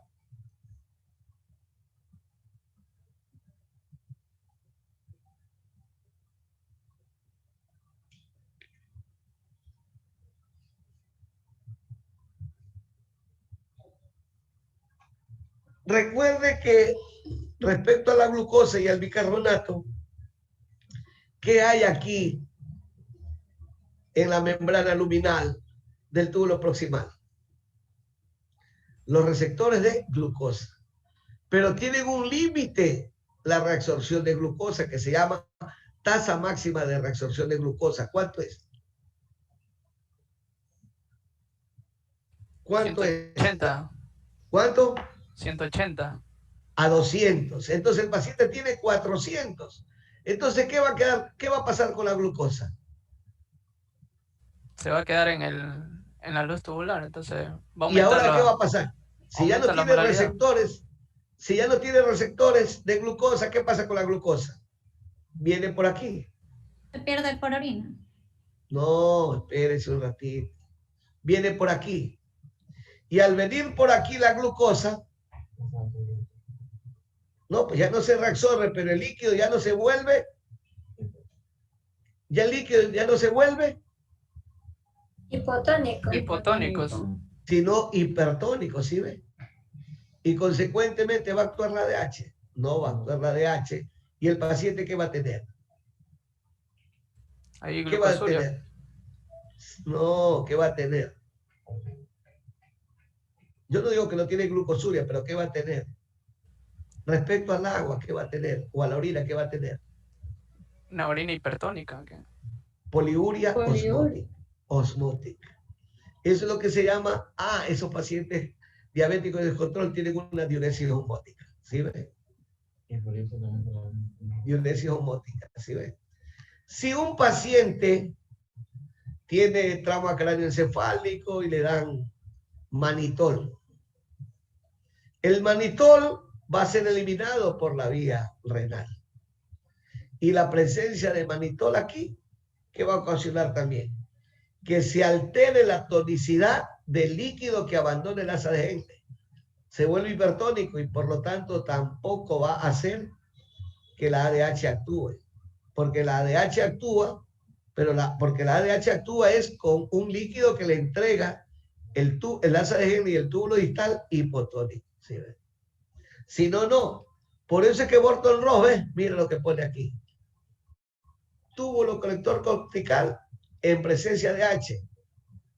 No reabsorbe la ADH. ¿Sí ve? No abre los canales de acopolina 2, aunque el líquido esté hipotónico. Eso es lo que se demostró. ¿Sí ve? Acá hay que recibir y actuar. Por aquí. Parece túbulo colector en presencia de H. Eso es lo que se llama diuresis y antidiuresis. En una situación de hipovolemia, el ADH es capaz de reabsorber todo el agua posible para mantener la volemia y por lo tanto el paciente que va a tener oligoanuria. ¿Sí ven? Eso es lo que se llama ira prerrenal o ira establecida por hipovolemia. ¿Sí ven? ¿Está claro? Entonces, esta reabsorción de agua sin solutos en la rama descendente de Henle y esta reabsorción de solutos sin agua y esta reabsorción solo de agua, ¿sí ve? Es lo que se llama mecanismo de multiplicación de contracorriente porque difieren, siendo la misma asa de Henle. ¿Sí ve?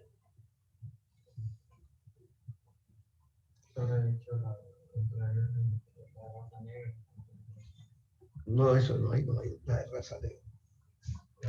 Ok. ¿Alguna pregunta? Sí, pero eso es la autorregulación. Ah, ya hablamos. ¿Alguna pregunta? ¿Algo que les haya quedado alguna duda?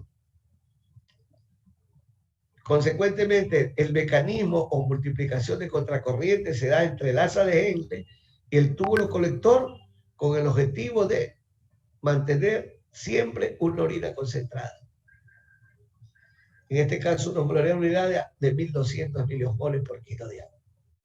Entonces, ya expresamos con ejemplos concretos, uso diurético de asa, hiperglicemia crónica, y también hay enfermedades, porque si hay ADH, se reabsorbe más agua. Y eso se llama secreción inadecuada de hormona antidiurética. Si tienes ADH normal, pero no abres los canales de coprina 2, o no tienes ADH, pierdes agua. Y eso es una poliuria. ¿Sí ve? Que no es una poliuria osmótica, sino una poliuria acuosa, porque estás perdiendo solo agua. Una orina totalmente diluida, que es la diabetes insípida, central y nefrogénica, que vamos a hablar en su momento. Ya.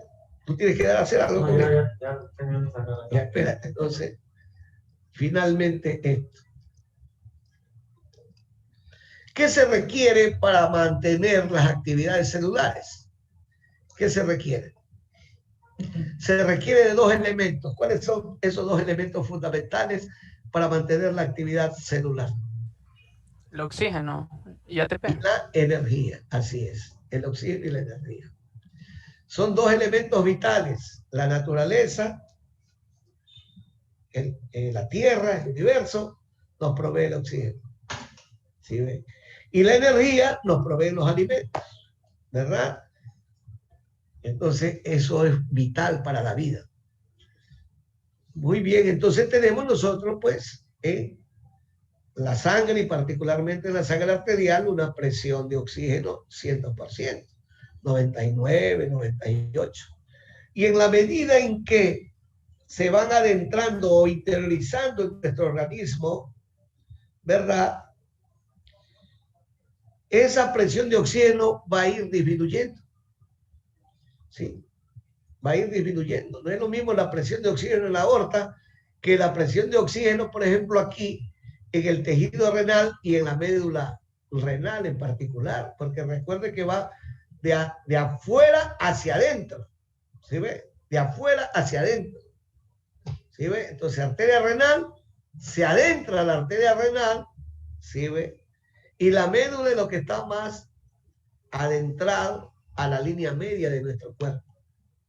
Entonces, es lógico comprender que a mayor distancia, la presión de oxígeno va disminuyendo. Y mire usted que en la médula renal, ¿hasta cuánto baja la cantidad o la presión de oxígeno? 8 milímetros de mercurio. Pero esto tiene una explicación fisiológica, natural. ¿Por qué hay hipoxia medular? ¿Por qué tiene una hipoxia medular? ¿Sí, 8 milímetros de mercurio. Cuando tenemos 60, 65 milímetros de PO2, hay que intubar al paciente, darle soporte ventilatorio, si no se va a morir.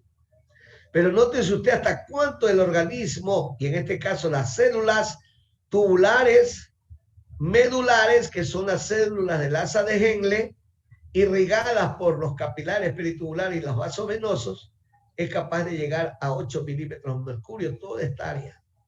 Si me mide 25, 10, 12, 8, 15, 10, 20, 50. Porque la actividad celular aquí, que hay un gran gasto energético por las bombas de 2 cloros que hay que instalar en la membrana luminal de las células tubulares. ¿Cuál es la razón?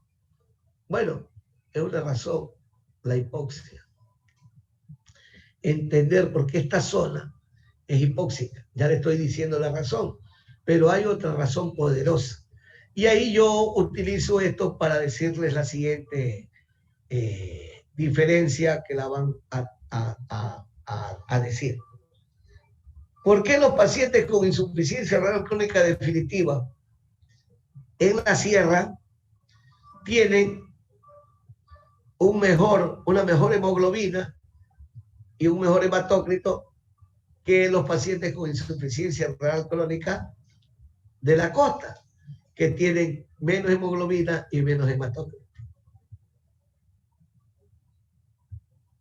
¿Qué es lo determinante? La hipoxia. La hipoxia. Por lo tanto, la hipoxia medular es el estímulo para la producción ¿de qué? Eritropoyetina. De eritropoyetina. Entonces, seguramente en esta área no se ha descubierto aún. Ahora ayúdenme, porque todos estos últimos tiempos, 2, 3 años, no he leído mucho de nefrología. Los descubrimientos solo se pensaba que en esta área medular y fibroblastos intersticiales en particular, hay es la formación, es la secreción de eritropoyetina, porque es el área hipóxica del riñón, del parénquima renal, del tejido renal. Hipoxia medular. Exacto. Y es interesante que comprendan, para terminar la clase, ¿por qué razón es aquí donde principalmente se produce la necrosis tubular? ¿Sí ve? Es aquí donde se produce la necrosis tubular. Porque precisamente, ¿qué es la ira prerrenal? La falta de volumen. Hablamos de volumen. O la falta de presión. Por lo tanto, si no hay un suficiente volumen o no hay una suficiente presión, ¿cuáles son las células que por lógica van a verse afectadas? Si trabajan a nivel de hipoxia medular. Las células del asa de Henle y el último segmento del túbulo proximal. Y es aquí el área, es aquí donde se produce la necrosis tubular. ¿Sí ven? Necrosis tubular aguda. Pero siempre ocurriría aquello. No, no siempre ocurre aquello. Porque tenemos mecanismos fisiológicos que contrarrestan esa circunstancia. ¿Y cómo se contrarresta esa circunstancia? Pues bien, asimismo se identifica que se viene el problema y la acción de las prostaglandinas genera la respuesta favorable para tratar de mantener la vitalidad de estas células. ¿Sí? Entonces, aquí a este nivel, no me recuerdo bien, pero en todo caso aquí hay muchos, y vean que es el citocromo P450. ¿Sí ve? Entonces, eso, ¿vale? Claro, la acción de la mitocondria. Entonces, ¿cuál es el propósito? Liberar energía. Liberar energía, entonces, significa no gastemos tanta energía para preservar la vitalidad de las células tubulares. ¿Sí ve? Y de esa manera se mantiene viva un conjunto importante, un grupo importante o conjunto importante de células tubulares renales en esta área, que permite luego hacer ¿qué? La apoptosis celular. Entonces, en la ira intrínseca establecida se dan las dos cosas, la necrosis tubular y la apoptosis celular, la muerte celular programada, para dar vida, ¿verdad?, a las nuevas células que van a producir la regeneración tubular. Y por esa razón puede recuperarse la función renal de una ira establecida al cabo de 2, 3, 4, 5 semanas. Ok, ahí nos quedamos. Pero esta parte vale la pena que la profundicen más, la vuelvan a releer en Morton Rose, porque eso les va a permitir entender por qué es tan nocivo para el ser humano el uso de AINES. En este caso, a nivel renal. Ok, listo. Nos vemos. Ya, pues déjeme.